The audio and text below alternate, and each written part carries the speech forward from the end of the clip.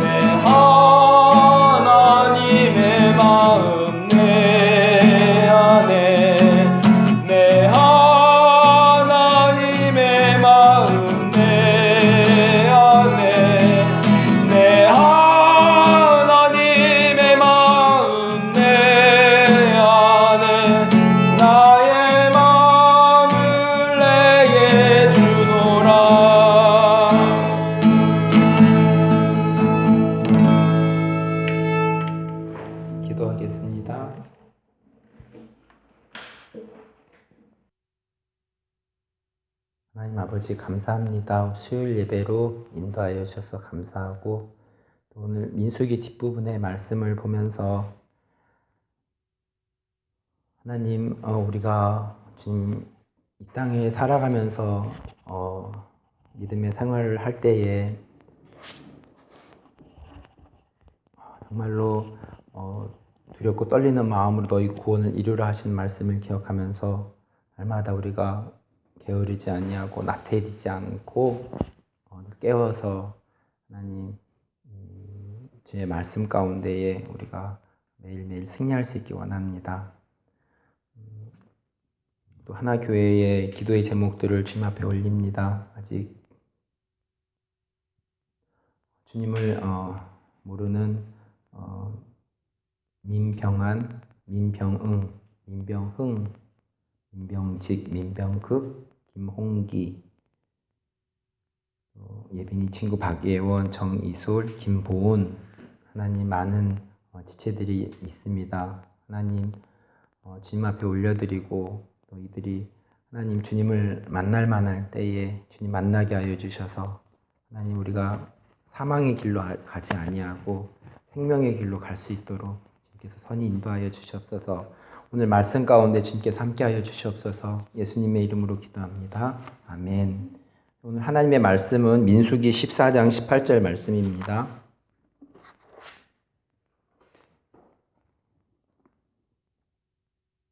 민수기 14장 18절 말씀 제가 한번 읽겠습니다. 여호와는 노하기를 더디하시고 인자가 많아 죄악과 허물을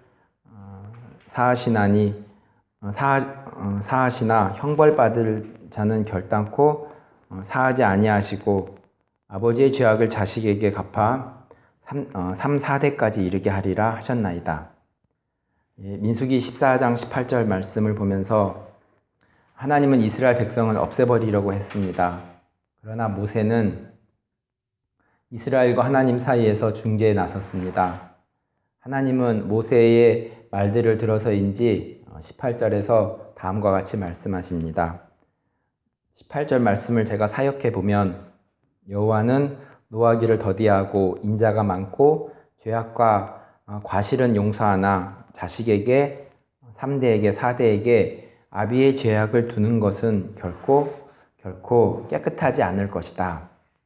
개역 개정 번역들과 차이가 되는 것은 가파라는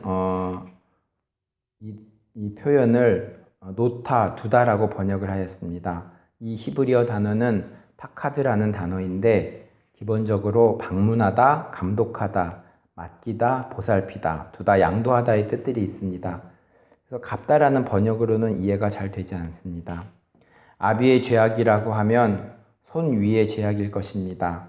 갑과 을의 관계에서 내가 을의 위치에 있을 때 갑의 죄악을 본다면 그냥 보고 두지 말라는 것입니다. 자식에게, 3대에게, 4대에게 깨끗함을 흘려보내려면 갑의 죄악을 두둔하지 말고 소금치는 일이 필요하다. 선배가 부당하게 나를 때리면 나는 후배에게 때리지 말아야지 라고 마음을 먹는 것으로 그쳐서는 안 되고 또 선배에게 왜 나를 때리느냐고 말을 해야 그 후배를 내가 사랑하게 된다는 것을 초등학교 때 제가 탁구를 하면서 알게 되었습니다. 민수기 14장 24절 말씀 한번 보겠습니다. 그러나 내 종 갈렙은 그 마음이 그들과 달라서 나를 온전히 따랐은즉 그가 갔던 땅으로 내가 그를 인도하여 드리리니 그의 자손이 그 땅을 차지하리라. 하나님은 이어서 모세에게 말씀하십니다. 이스라엘 백성은 10번이나 기적을 보았음에도 나의 말을 따르지 않고 시험했다. 그들은 누구도 가나안 땅을 볼 수 없을 것이다. 민수기 14장 24절 말씀. 그러나 나의 종 갈렙은 마음이 그들과 달리 변함이 없었다. 그는 나로 충만하였고 내가 그를 인도하여 드리고 그 자손이 차지할 것이다. 마음이라는 히브리어 단어는 루아흐입니다. 이 단어는 구약에서 생기, 영, 스피릿으로 해석이 많이 됩니다. 조금 더 살펴보면 갈렙은 이스라엘 백성과 영, 스피릿이 달랐다는 것입니다. 이어서 설명되는 것은 갈렙은 하나님으로 충만하였다고 말씀하십니다. 갈렙의 영성은 하나님으로 충만하였기에 이스라엘 백성의 영성과 달랐다는 것입니다. 민수기 16장 48절 말씀 보겠습니다.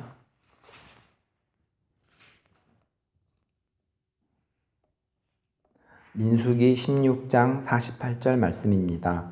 죽은 자와 산 자 사이에 섰을 때에 연병이 그치니라. 아론은 산 사람과 죽은 사람 사이에 섰습니다. 민수기 16장은 고라와 다단과 아비람과 온의 반역이 시작되었습니다. 이 사건으로 인해서 250명이 죽었고 바로 본문에서 이스라엘의 반역이 시작되었습니다. 이 일로 14,700명이 죽었습니다. 하나님도 많이 화가 나셨고 모세도 화가 나 있습니다. 모세의 중재에도 이번에는 하나님께서 이스라엘 백성을 죽여버리신 것입니다. 목숨, 생명보다 더 중요한 것이 있습니다. 세상을 만드신 하나님은 질서를 두셨습니다. 고라와 다단과 아비람과 온의 반역 그리고 이스라엘의 반역은 질서를 무너뜨리는 것으로 보입니다. 자신이 더 낫다는 높아지려고 하는 마음, 교만한 마음을 하나님이 보신 것 같습니다. 정말로 하나님은 겸손한 사람은 좋아하시고 교만한 사람은 죽여버리시기도 합니다. 나를 만드신 하나님은 이런 분이십니다. 하나님을 무서워할 것은 아니지만 내가 높아지려고 하는 교만한 마음은 없는지 두렵고 떨리는 마음은 가져야겠습니다. 민수기 17장 8절 말씀 보겠습니다. 민수기 17장 8절 말씀입니다. 이튿날 모세가 증거의 장막에 들어가 본즉 레위 집을 위하여 낸 아론의 지팡이에 움이 돋고 순이 나고 꽃이 피어서 살구 열매가 열렸더라. 아론의 지팡이에 움이 돋고 순이 나고 꽃이 피어서 열매가 열렸더라. 움이 돋고 순이 난다는 히브리어 단어는 파라흐입니다. 평소에 아론의 쌍난 지팡이만 생각해 보았지 꽃이 피고 열매가 열렸다는 문구는 처음 보았습니다. 지팡이에 생명이 시작됨을 생각해 볼 수 있습니다. 식물로 시작해서 우리의 생명은 하나님께서 주관하심을 묵상할 수 있습니다. 본문에서 아론의 쌍난 지팡이 사건은 왜 일어난 것인가? 민수기 17장 5절에 하나님께서 말씀하시기를 너희에게 늘 불평하는 이스라엘 백성의 버릇을 내가 없애버리겠다. 그리고 민수기 17장 10절에는 다음과 같이 하나님께서 말씀하십니다. 이 지팡이가 나를 향해 불평하는 것을 멈추게 해서 그들을 죽지 않게 할 것이다. 무슨 말씀이신가? 이스라엘 백성이 계속 불평하면 죽이신다는 뜻이고 쌍난 지팡이를 보면서 생명의 주관자이신 하나님을 믿으며 살면 죽지 않는다는 말씀을 하시는 것입니다. 민수기 25장 13절 말씀 보겠습니다.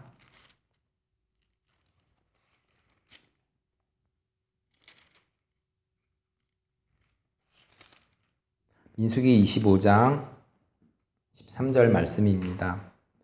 그와 그의 후손에게 영원한 제사장 직분의 언약이라 그가 그의 하나님을 위하여 질투하여 이스라엘 자손을 속죄하였음이니라. 비느하스와 그의 모든 자손에게 영원한 언약을 주어 그들이 영원히 제사장이 되게 할 것이다.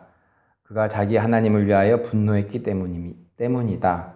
그리하여 그는 이스라엘의 백성을 가리워 주었다. 비느하스라는 이름은 패와 나하시라는 단어의 합성어입니다. 그 뜻은 뱀의 입이라는 것입니다. 뱀의 입은 어떤 의미를 연상할 수 있을까? 한 번 물면 놓지 않는다. 성경에는 구체적으로 나와 있지 않지만 비느하스는 말씀을 물면 놓지 않는 사람으로 생각해 보았습니다. 본절에서 비느하스가 하나님을 위해 분노했다고 하고 개역 한글역은 질투하였다고 표현하였습니다. 기본 의미는 열심이다는 뜻을 가지고 있습니다. 열심이 있어서 분노하고 하나님을 위해 질투한 것입니다. 비느하스의 열심으로 이스라엘의 죄가 사하여졌습니다.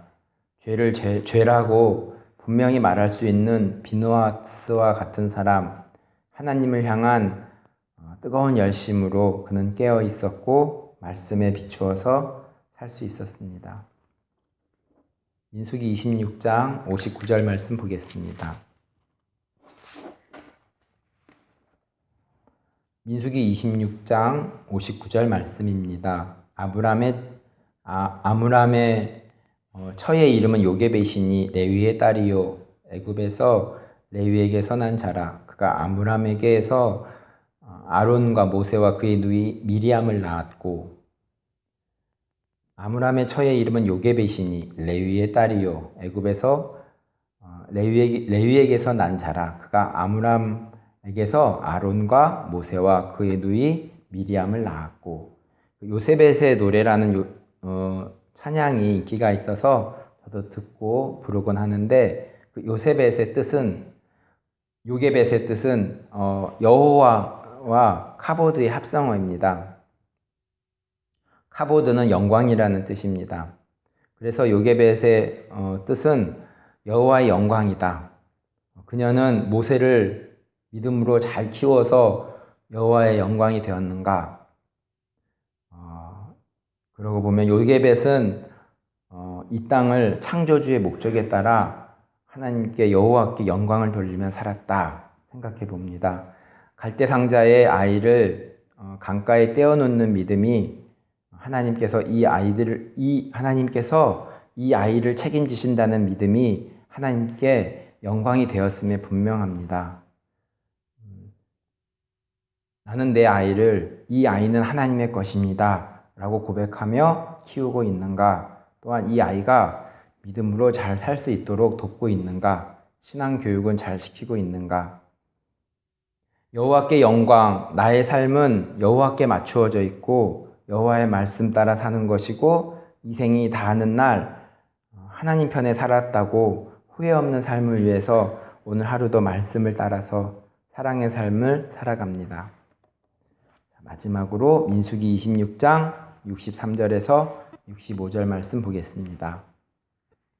이는 모세와 제사장 엘르아살이 계수한 자라. 그들이 여리고 맞은편 요단가 모압 평지에서 이스라엘 자손을 계수한 중에는 모세와 제사장 아론이 시내 광야에서 계수한 이스라엘 자손은 한 사람도 들지 못하였으니 이는 여호와께서 그들에게 대하여 말씀하시기를 그들이 반드시 광야에서 죽으리라 하셨음이라. 이러므로 여분네 아들 갈렙과 눈의 아들 여호수아 외에는 한 사람도 남지 아니하였더라.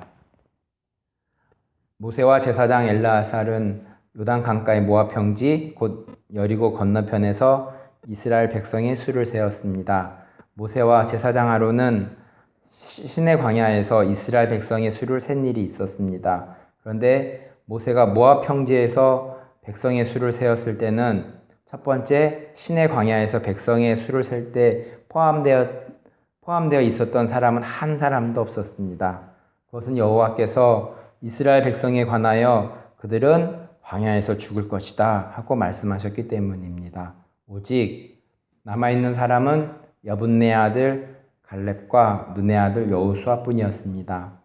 65절에 그들은 광야에서 죽을 것이다는 개역 한글은 반드시 죽을 것이다 라고 하였습니다. 원문에 보면 죽다는 히브리어 단어는 무트입니다. 원문에는 무트 두 번 반복해서 썼습니다. 그래서 개역 한글에서는 반드시라는 부사를 썼습니다. 창세기 2장에 선악과를 먹는 날에는 무트 반드시 죽을 것이다 라고 하나님께서 말씀하셨습니다. 하나님의 말씀을 무겁게 받을 필요를 느낍니다. 불평하고 원망했던 이스라엘 백성 모두가 죽었고 오직 믿음으로 반응한 가나안 정복할 때 죽더라도 하나님께서 가라 말씀하시는 말씀에 가려하는 자 여호수아와 갈렙만 가나안 땅에 들어갔습니다. 장정만 60만이 되는 사람이 다 죽었고 어떻게 두 사람만 가나안 땅에 들어갈 수 있었겠습니까? 오늘의 말씀을 정리해 보겠습니다.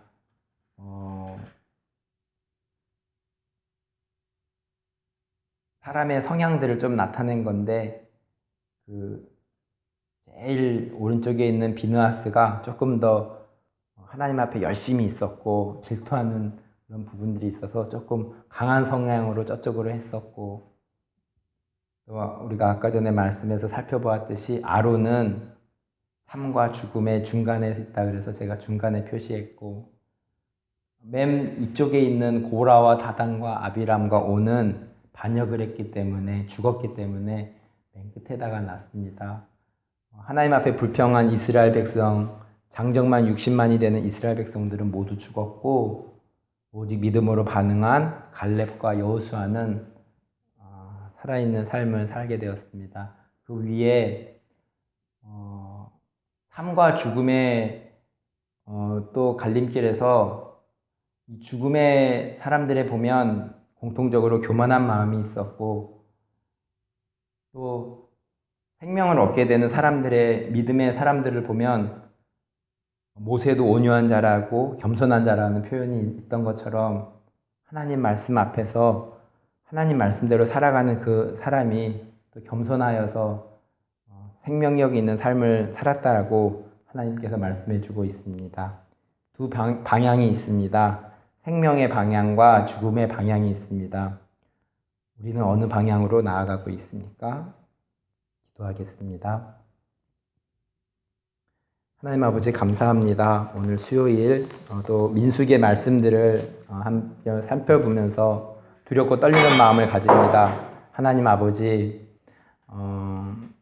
우리가 교만하지 아니하고 겸손하게 하시고 삶과 죽음의 경계에서 하나님 이스라엘 백성들 정말 그 많은 수가 다 죽었고 오직 믿음으로 반응한 여호수아와 갈렙만 하나님 생명력 있는 삶을 살았던 것은 하나님 지금을 사는 우리들에게도 동일하다고 생각이 듭니다.